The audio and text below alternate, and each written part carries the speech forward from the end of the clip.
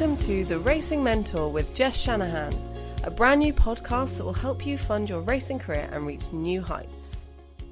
Hi everyone. Today we are moving a little bit away from the usual content about how to get sponsorship and how to best serve your sponsors, because a few of you have been asking about what to do with that sponsorship money in terms of tax implications, whether you need to register as a business, and all that kind of stuff.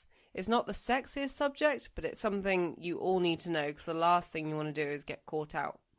So I'm going to be speaking to Jeremiah from RHJ Accountants, and we're going to go through everything that you need to know in terms of how to deal with that money in terms of bank accounts, what to do when you get to the stage where you're earning big bucks, whether you need to register as self-employed, limited company, all that kind of stuff. Before I speak to Jeremiah, however, I just wanted to make sure that you're all subscribed to the Racing Mentor newsletter. This is where I send out sponsorship opportunities, news, tailored advice, that kind of thing. You can find a link to sign up on Facebook at www.facebook.com/racingmentor, or there's links all over the website. I will also pop a link in the podcast notes for this episode. You can find that at racingmentor.com/podcasts/003. And the format for all the show notes always stays the same. You just need to change that number at the end based on which episode you're listening to. So the first episode was 001. Now, let's get on to speaking to Jeremiah and finding out a little bit more about how you can handle your finances and what you need to do to set up as an official business.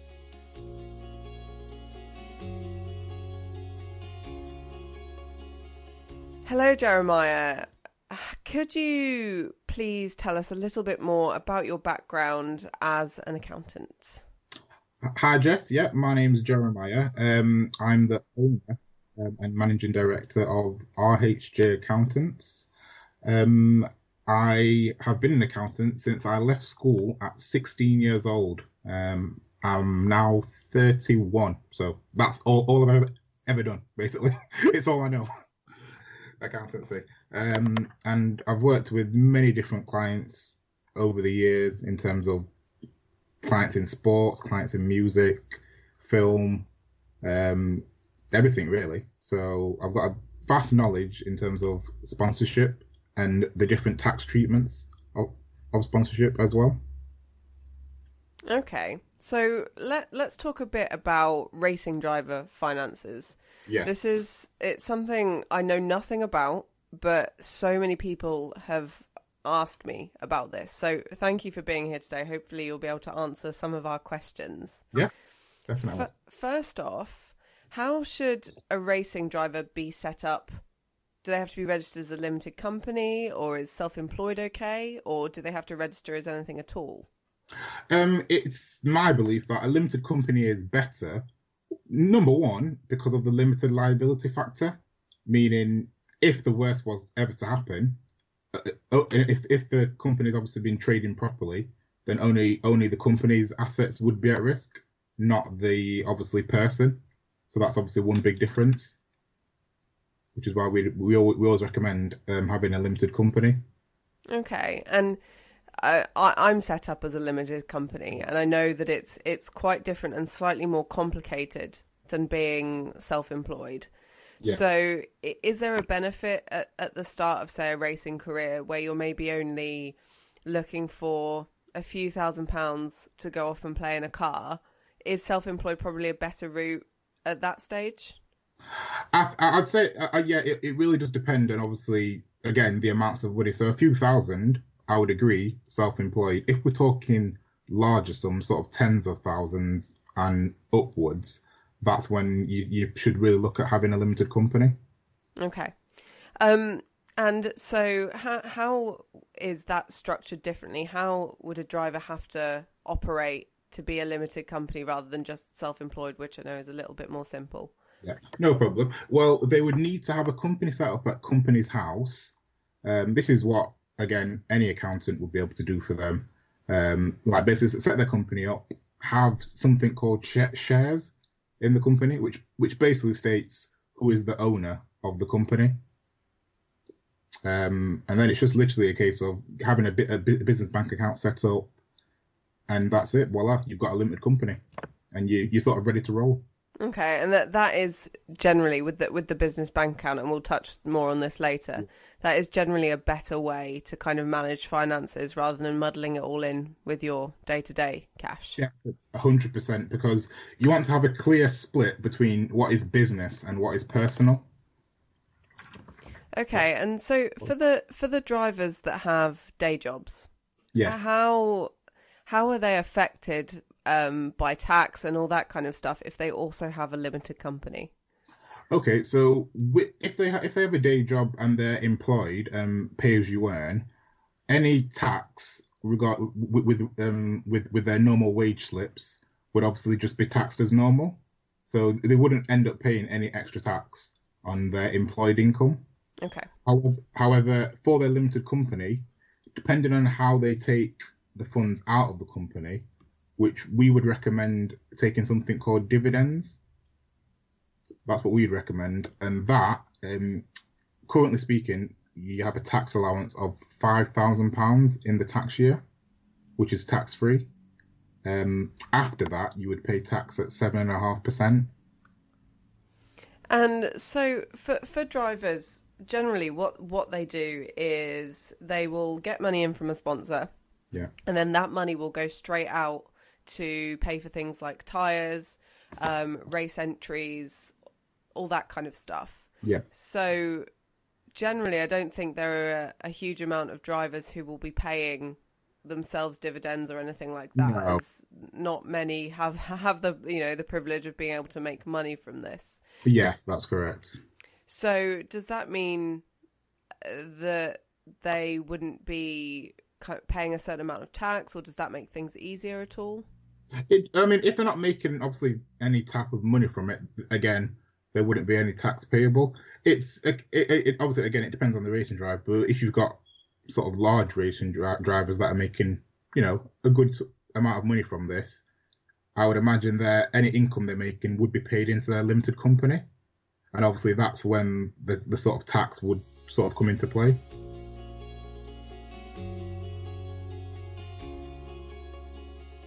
Okay. And so what about if someone owns a team? They might just be a group of friends who are racing together under the same name. Would it be better for them to have separate limited companies each and just for, branding purposes run under one name? Or would they be better to lump everything together in terms of money and one limited company? I would say for maybe ease, you could lump it all into one. But what I would always say is if people are going into a limited company together, they'd probably need something like a shareholder agreement in place or a director's agreement, which basically states out this is what the company is for, this is what the directors and the shareholders are going to get from the company and what their roles are as well. Okay. And what's the best way to go about setting up something like that? Could it be a really just simple written agreement that everyone signs, or would you suggest getting a lawyer involved? Yeah, I would definitely recommend legal advice because I've seen in the past people have agreements in place, and then the thing is, like, what I've noticed is some people are friends, and then when it comes to business, the friendship kind of goes a bit sour sometimes. So I always think it's best to get legal advice. Okay, so say I am a racing driver. If only. Say I'm a racing driver and I decide that tomorrow I'm going to go out and race in one of the slightly cheaper series out there. I don't have my own limited company. I'm self-employed during the day in whatever job I do. And a company comes to me and says, I want to give you £5,000 to go racing. And I say, wow, that's amazing. Thank you very much. And I go racing with that money. What would I have to do in that instance, as I'm not already set up as a sole trader or as a limited company? What I would say, for that amount of money, you could set up as a sole trader, which would literally mean you'd have to be registered with HMRC, and HMRC would issue what's known as a unique tax reference number, and that basically means at the end of the tax year you would have to file a tax return, basically saying this is the income I made, or this is I had sponsorship, but then I obviously paid out money for certain things from the sponsorship. But it's just about obviously being registered and then declaring that to HMRC. Okay, so if I've started my racing year doing what I'm doing in racing and I've got some money, would I have to register straight away, or could I literally do it before I'm about to turn in my tax return? What I'd normally recommend is not to leave it any longer than 3 months afterwards. If it is late, it's not the end of the world, but I always advise the sooner the better. Okay. And is that really as simple as kind of going onto the HMRC website and signing up? Yeah, you can literally register online. You can do everything online to like register now. Brilliant. That makes things really easy. Flipping it round kind of to the other side, are there tax benefits to businesses who sponsor drivers? Is it that money that they're spending, does that work in a different way to the normal marketing or advertising spend? Yes, so if obviously a company sponsors a driver and it comes under a sponsorship agreement, like it is tax deductible if it basically meets an arm's length purpose rule, so that which basically means that the company who's sponsoring aren't getting any type of personal benefit from the sponsorship. Okay. It has to be for a business purpose. There was actually a well-known case. It was the Interfish case, which actually ruled in favour of basically a sponsor against HMRC, and the sponsor won. So it has been obviously proven. Okay, so what's personal benefit over, say, business benefit? So personal benefit would mean that that company is getting something personal out of this, which is not wholly and it's exclusively for the business. So it could be they could be getting, I don't know, personal tickets, like racing tickets. It's like if it's just a business advertising transaction, you sponsor it, and the business, and then the driver is just promoting your brand. That's kind of how it would work in terms of a business. So how would that work in terms with, say, a family friend owns a business and they want to sponsor a driver? Does it get a bit muddy there? Or if the driver is, genuinely being a brand ambassador, advertising the brand on their car, etc., is that still okay? Does that still fall under sponsorship? It does. It does get a bit messy, and that's what the Interfish case was about. But as long as the sponsorship is what it would be for anybody that's non-family, so like commercial value, I think that's the key test. It shouldn't be excessive, really. So you couldn't just plow, like say the sponsorship value should normally be £10,000. You couldn't put 100,000 in, because it would look a bit like, well, this isn't really for the commercial value. This is just trying to basically pay less tax because the sponsorship is deductible for tax purposes. Okay, and so is normal marketing and advertising spend not tax deductible? It is tax deductible. Okay. So whether or not a business decides to sponsor a driver under a sponsorship agreement or just puts it through as normal advertising, is there any difference there? No. It just has to be obviously for the business, really, I would say. Cool. Okay. So, are there any other benefits drivers can give businesses in a tax or financial sense with something like corporate social responsibility, such as school visits or charity events? Oh yeah, because again, that driver is promoting, the brand as well. Okay.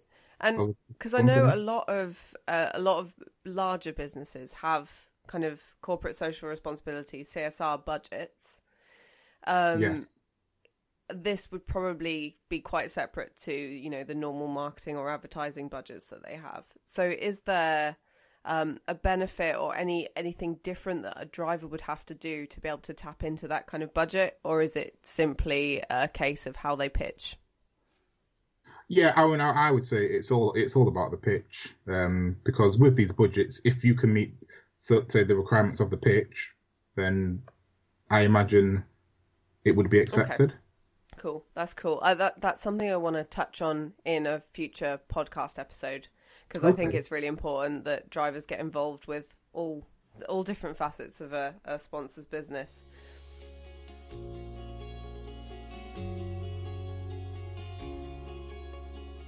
So for a driver that's kind of just getting serious about what they're doing and they're bringing in money from sponsors, do you have any recommendations for easy ways for them to keep on top of their finances? Yes. What I would say, again, it depends on the sums involved, but you want to keep a record of basically what's coming in and obviously what's going out. There are lots of different sort of accounting packages out there now, which can obviously keep a record of your income and expenses. There's quite a few. But what I'd really say is, look, if you engage the services of an accountant, they can advise you on the best way to obviously track your income and expenses. Yeah, of course. So in the first instance, is it worth just kind of noting everything down in a spreadsheet just so it's all there? So when a driver, if they get to that stage where they are bringing in a lot of money and they do go to an accountant, they're kind of set. Yeah, I mean, I definitely agree with like a spreadsheet-based application or online application. It's just about, definitely recording it. And then obviously speaking to an accountant. I would always say it's even better to speak to an accountant even before the setup, just to get some initial advice on how to structure things properly and obviously how best to record the expenses as well.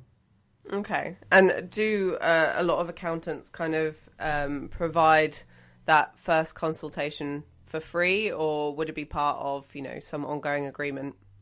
Well, I know a lot do. I know my firm, obviously RHJ Accountants, does provide that for free. We always have a free like business health check or an initial consultation.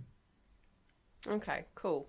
That's good to know for me going forward, and also for any driver kind of, you know, looking to get into this. I know it's quite difficult when you're really excited to just go racing and you get really excited about kind of bringing money in and you just want to go out and spend it. But there's a lot that these drivers need to think about so they can kind of, you know, not get in trouble further down the line. I agree, because the one thing that people do seem to forget about is tax, especially if you're into racing, like a racing driver, or you're into sport or music. It's because these people are passionate about what they do, they kind of forget about the other thing in business.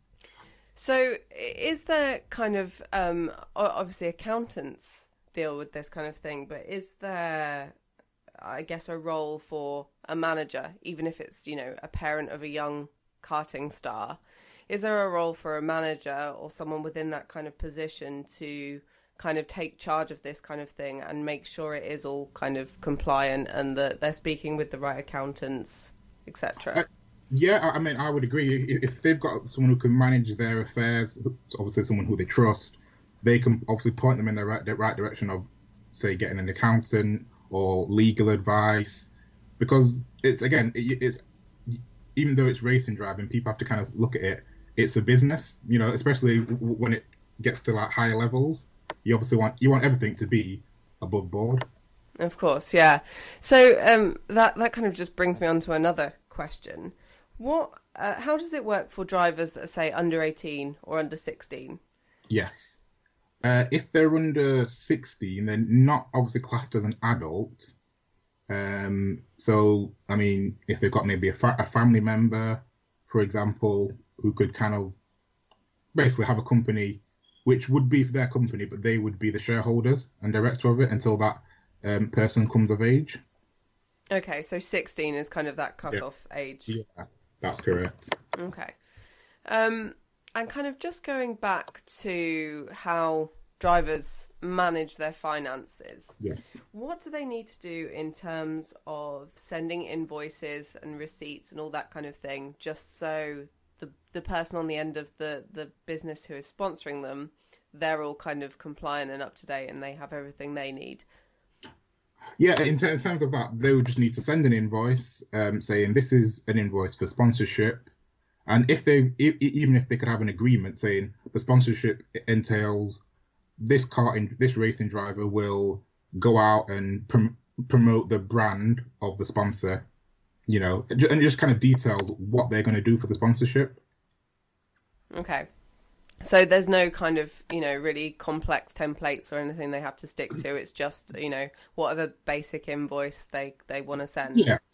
Yeah. I mean, it doesn't have to be complicated. As you said, it just needs to be, this is what the invoice is and this is what they're going to do for that invoice. Okay.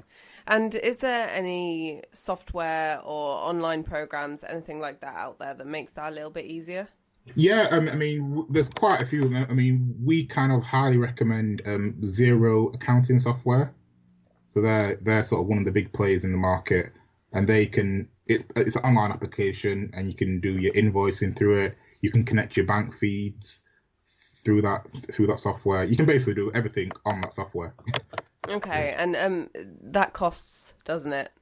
It does cost. There's various different packages. Going from starter, which is £12 a month. You've got standard at £22 and premium at £27.50. However, if your accountant is Xero certified, as we are, we actually can offer a discount on that. Okay, I see. That's cool. So you definitely recommend that just for people kind of keeping on track of things and being able to easily send invoices. I imagine it would save a lot of kind of time and effort for those who aren't really down with the whole finance thing and just want to go racing.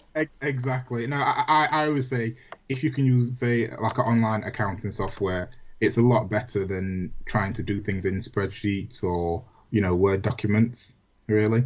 Yeah. Okay. Cool. And again, as I've mentioned before, this is quite out of my comfort zone, all this finance stuff, despite being a business owner. I prefer the words than the numbers. Is there any other advice you'd give to racing drivers who are, going out and getting sponsorship in terms of their finances? Yeah, I mean, my main advice would be, obviously, have a good management team in place, but speak to an accountant, because when it comes to money, generally accountants can give you very good advice. Okay, and from the other side of things, yes, what advice would you give to businesses? So small businesses who, they might be, sole traders, or they just might be, I don't know, I guess like me, fairly clueless in terms of finances. What advice would you give to them if they're looking to sponsor a driver? If looking to sponsor a driver, obviously look for the correct driver, and just they need to kind of have, what do they want from the sponsorship, really? Because I suppose that's going to be the key thing. How do they want their brand to be promoted? And as long as it's, there's no personal use, it will be deductible for tax purposes. Okay, brilliant. That's the end of my questions. Is there anything else you'd like to add? No, apart from, basically, everybody needs an accountant. Yeah. So, honestly, like a lot, when it comes to business, you do want to have that professional advice. That's what I would always say. I think especially if you're a limited company, because looking at my own accounts year after year, I'm very aware that it's a lot more complicated than, say, if you're going down the sole trader self-employed route. That's correct. Okay. Great. Thank you so much for your time. You're welcome. I think this has shed a lot of light on some of the questions that drivers have in terms of, what do I do with this huge chunk of money that's just come into my bank account? Yes, definitely. I agree. 100%. Brilliant. Thank you very much. I hope that You're welcome, shed Jess. a little bit of light on how to handle tax and setting up as a business, and everything else that goes with bringing in sponsorship money. Hopefully now, once those funds start coming in, you'll know exactly where to go. And as I said before, I'll put links to things like how to sign up as self-employed. It'll all be in the podcast notes. Once again, thank you for listening. Honestly, the reaction to this is amazing, and I really appreciate every comment and email I get from you guys. If you've enjoyed this, it would be amazing if you could go onto iTunes and leave a review, or share this on SoundCloud, or even just drop me an email, jess@racingmentor.com, telling me what you like about it, who you'd like to hear on here, and anything else. Feedback is great, and I can certainly take constructive criticisms as well. I have a really exciting new community group on Facebook as well. So if you're interested in joining that, just email me or come and say hello on the Facebook page and I will add you. It's a great place for drivers to kind of chat, share a bit more about what you're doing, and ask for any advice. I'll be on there kind of talking to you about what you can do to pick up more sponsorship, but everyone's getting involved, and it's great that people are kind of willing to share this kind of information with each other, because ultimately we want to see more amazing drivers on track, and I know that you guys want more competition. You love kind of a really hard fought championship, don't we all? So yeah, just drop me an email or say hello on Facebook and I will get you added to that. It's been a pleasure, as always, and I will see you next week. Thank you very much. Bye-bye.